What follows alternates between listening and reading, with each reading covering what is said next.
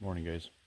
Had a few comments and some questions lately on going more in depth on these vertical licking branches that you see me using, and water tanks and how to in conjunction with them and stuff. So I wanted to take a minute to kind of go over that. And we're out today in the rain, collecting some cards. Perfect day to do that, like we've talked. And so what we are doing today is I thought I would take a minute to show you a little more in depth how these go and how they turn out. So what we've got right here is, first of all, you got to find the right spot. You've got to have the right spot in mind because of your pre-season scouting, that scouting that you did in the spring. Now we like to hang these. Obviously, these are hung in June. Most of ours are, but you can do it now. You just won't have the long-term impact that you will if these have been put in place for a longer time. But yes, you can still do it. So to answer the question, can we still do it this time of the year, and will they work? The answer is yes. The whole moral, or the whole theory of this whole thing is to place as much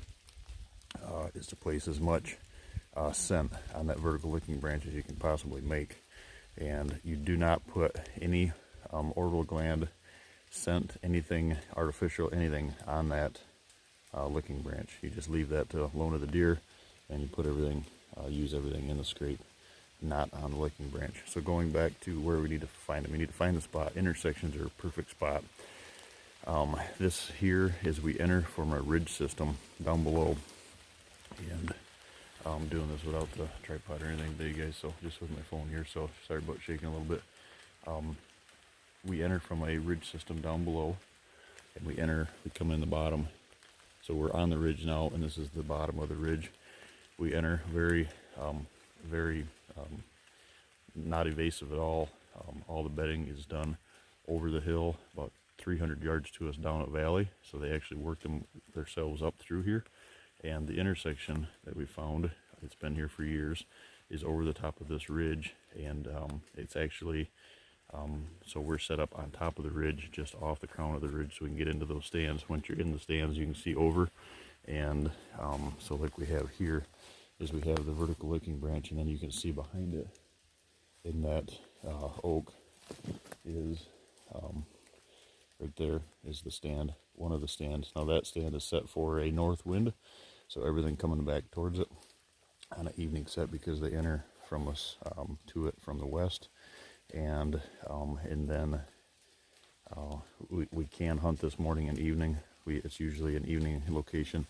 And then what we have is, because we're on top of the ridge, I'll show you here, is we have a southern set right here in this multiple maple tree, and that is our set for south. And the reason is the trail, the intersection enters right directly between them, and then they use this ridge system that runs pretty much north and south. So it's a perfect setup, a double set, and we can hunt it on either wind, north or south winds. West wind in the evening, east wind in the mornings. So kind of a neat little spot. So back to the licking branch. What you want to do is we use, if you can find vine, and here in Michigan is, I always get that question, okay, that's great, but where do we find vine? It's kind of, you get in the Midwest, and it's pretty relatively available here in Michigan, in the central Michigan. That's not the case.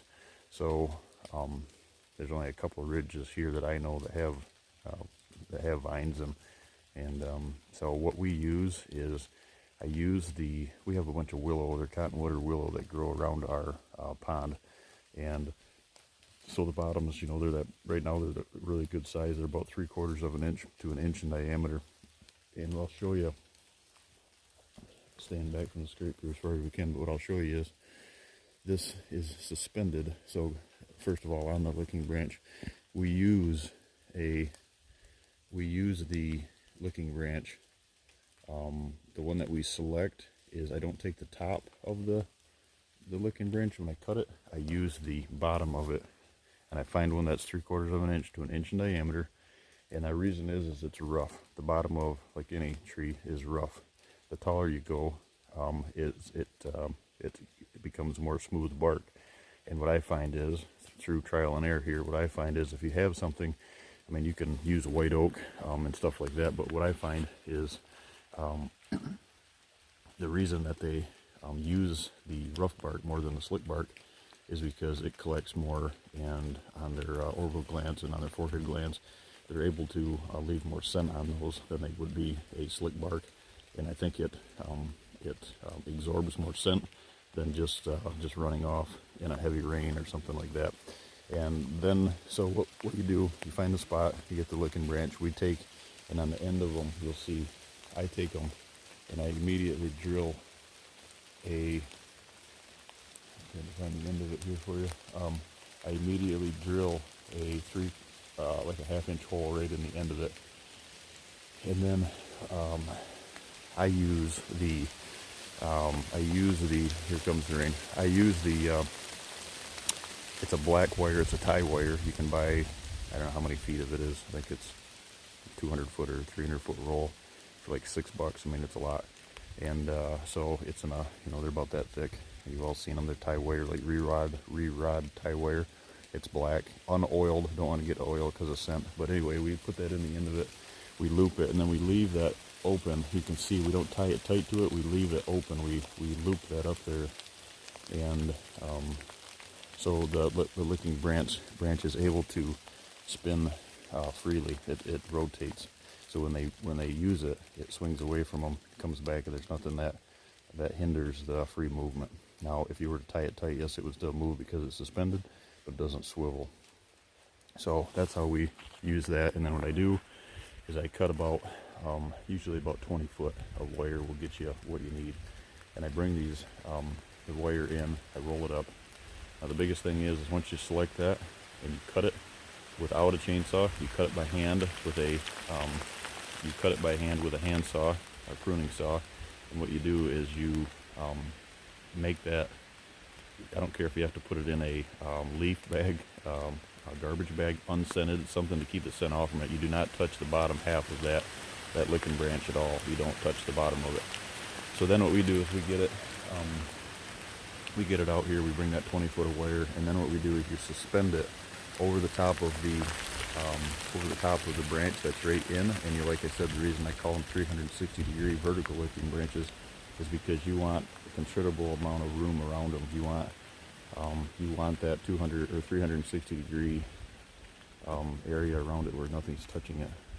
So like 6-8 feet. I mean, some places are a lot tighter than this is, but 6 or 8 feet around it, off from the edge of a tree. And then you suspend them. And I'm a tall guy, I'm 6'6", but I put them just below belt height, so you can see I'm standing here, and this is belt height, and this one's a little bit, maybe a little bit taller than normal, but I hang them down. And the reason that you want to put them down there, and everybody says, well, you hang them too low, and the bucks don't want to use those, if they want to use something that they can stand on the back of their feet, and that's fine. Here's the deal. Anything that has to stand on the back of their feet is going to be mature to reach it, and you're not going to leave all of the scent that you do like you do on this licking branch right here. It's impossible for fawns to use it if it's too high. It's impossible for immature does, and the object is fawns, does, immature bucks, mature bucks, everything is able to touch this, lick this, bite it. And I'll show you now that I said bite it. You can see the bottom of this is all bit up, it's all chewed, it's all rubbed on, they're hitting it with their horns, it's all just beat up. And this one here actually has a V in the bottom of it. I was just trying something a little different, and they've got it all chewed on and everything. So that's what you're shooting for, and that's how we use them.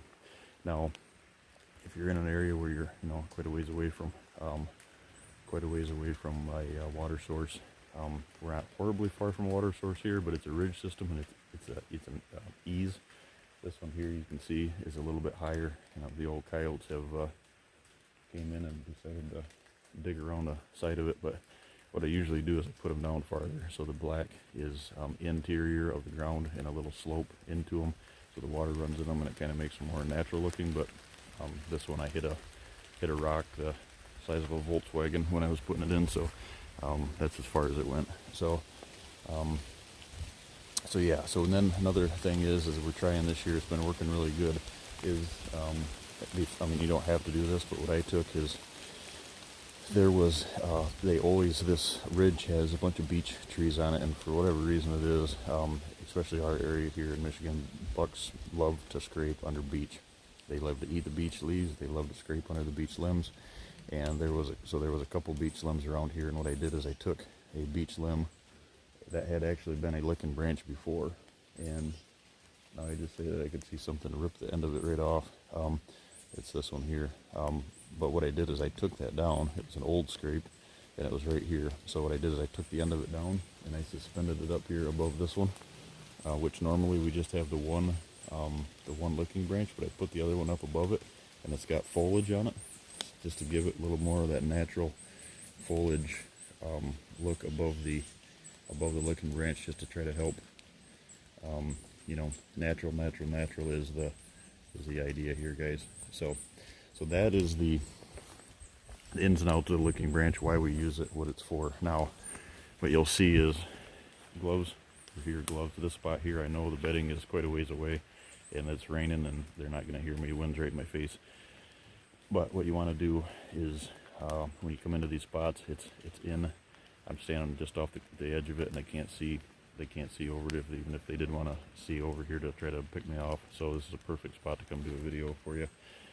But gloves, clean, boots, got my boots on, and you need to make sure them boots are sprayed before you come in, and make sure anything you touch with your hands, you spray. And we've got you can see my trail cameras right there on that tree behind us.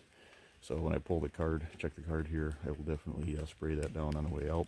And of course the rain's today, and it's perfect. I see I've got a bunch of trails, and this here has actually been just recently opened this week. And so what we do is I open them early in the spring, and then we go ahead and about, I say spring, all mine are active in about June. And then what we do is we come in and we actually activate them with just urine. We urinate in them to get them going, and then we leave them all summer. We don't put anything in them all summer. We use the little scrape rake that I've got to clean them out every now and then. You just keep them active. You keep them active all year long, just like it would be, you know, during the pre-rut and the rut when they're trying to use them. So now we get into the hunting season, and now what do you do as far as lure? Like I said, do not put anything on the end of that licking branch. If you put anything on it, I found out the hard way, and I did it because I was researching it just to see what happened. If you put any tarsal gland on the end of that, game over. I'm not going to guarantee that's what's going to happen with your setup, but I wouldn't recommend it. So I've used, actually Buck Fever has a forehead gland, tarsal gland, or forehead gland stuff that we used to use, and last year I put one on it, and it never got touched again.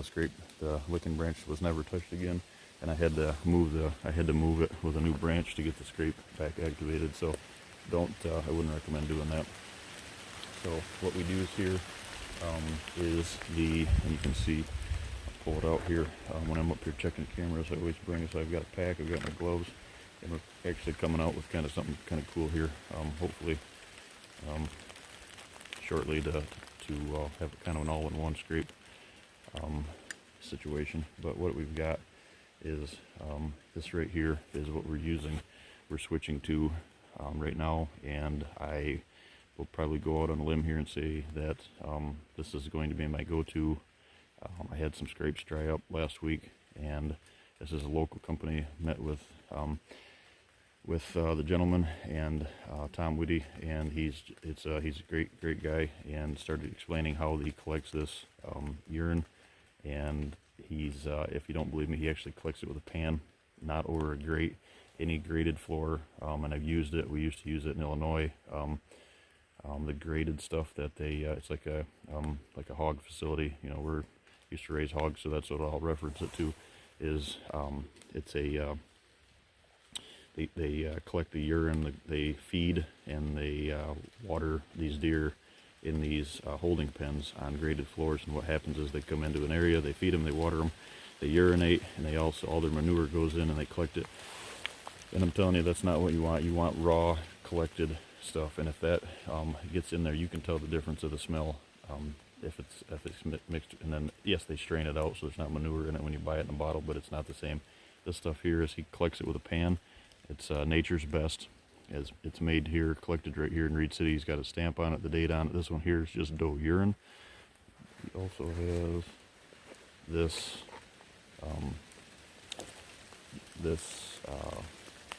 the tarsal gland, and it's called the Intensify the Buck Scrape. So made by the same company, and this is actually a gel. It's actually in a gel form, and you just squeeze this out on the scrape itself. You know, just not a large amount, but a nice string of it, and you put that in. And then what I've been doing is I've been putting that with the doe urine, not estrus. Make that, you know, very clear, not estrus. You don't want the estrus to be on the.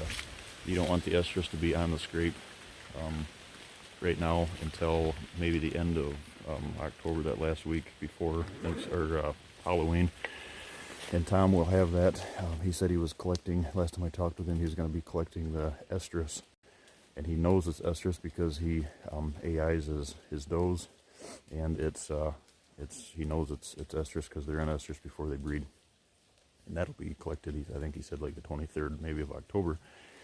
So, you know, I recommend not using that and going after that and flipping it until that is on the you know, the end of the month here.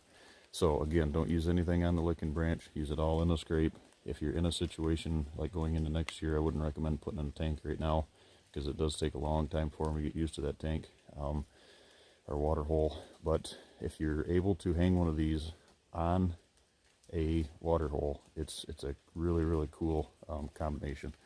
And camera, the licking branch, and the reason you do this, guys, is so the whole reason behind this is in a natural setting. There's about one, in my findings, there's about one licking branch per 2 acres, give or take, the farm, the habitat, you know, the density of the woods. If it's open field, that's something different. But I find there's a licking branch about every 2 to 3 acres, natural licking branch. But that's hard to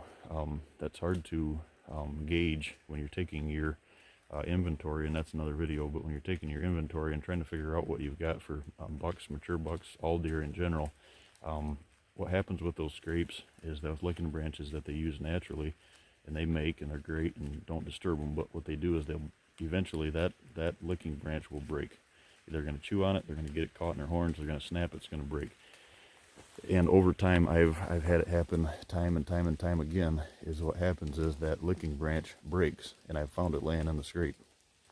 Once that licking branch breaks, and usually, like I said, it's too high anyway, so it's just buck to buck communication. It's not all the deer, you know, all the age spectrum, all the females, the bucks, the does, the fawns, everybody. It's just buck to buck communication. And what you're shooting for is you want them all communicating with their scent. So that's the reason I use them, is because this thing's not going to break. That's why I use the wire. You can use rope, but last year I had two what I believe is probably squirrels eat through the rope, and found them laying there midsummer. Luckily it wasn't during the hunting season. That's why I use the wire. And what I usually do is, you'll see the wire I threw over the branch, and then usually what I'll do is I'll take it from here, once it's over the branch, and I'll run it down to the nearest tree at about, like I said, you know, I'm pretty tall, but I use it about 6'6" or so, and I tie it around the tree. That way, if you have to take it down, you don't have to get a ladder to get it or whatever. I just suspend it, and then I tie it off to the tree. And then that way, if I want to raise it, if I want to lower it, I can just quick grab it right there and raise it up and down. I don't have to mess with any touch of the scrape.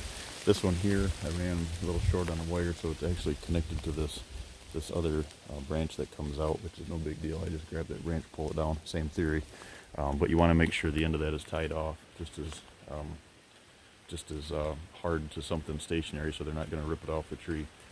And this one here is one of those that should be tied off a little bit better, just to make sure that nothing, because they get very aggressive with these things. And what I like about versus a natural scrape is when they get it caught in their horns and they go to, you know, rubbing, and it's not like so much a rub. They're not going to try to rip it off the tree.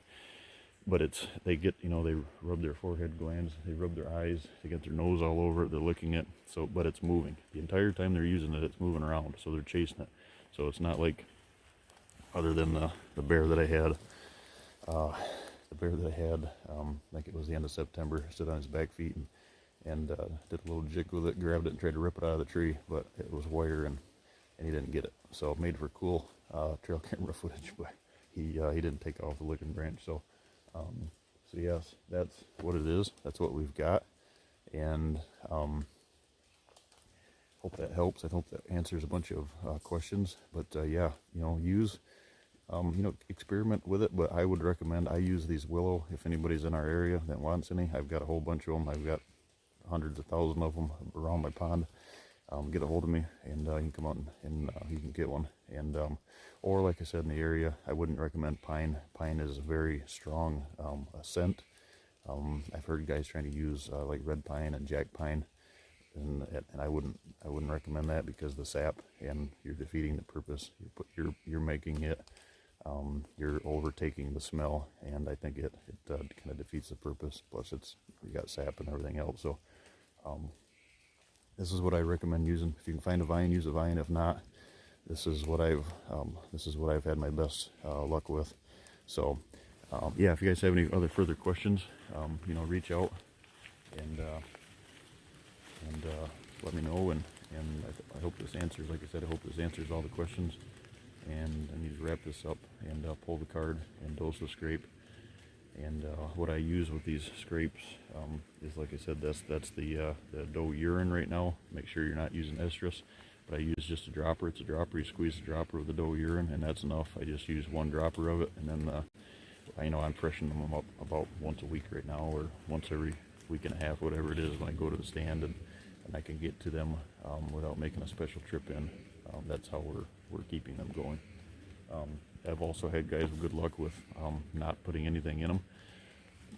I've got one right now that I haven't put anything in, and it's kind of stagnant. So this week, depending on weather dependent, I might start adding to it too, just to see if it triggers triggers something to start using it. But that's where we're at. That's how this setup is. I've got seven of them active right now on multiple different farms, and every one of them's active. They've been active since June. A couple of them are just, you know, recent hangs, but they're all active, every one of them. So so yeah, good luck. Hopefully this weather parts and gives us some nice cold temps, so everybody can get out in the tree and be successful. Thanks, guys.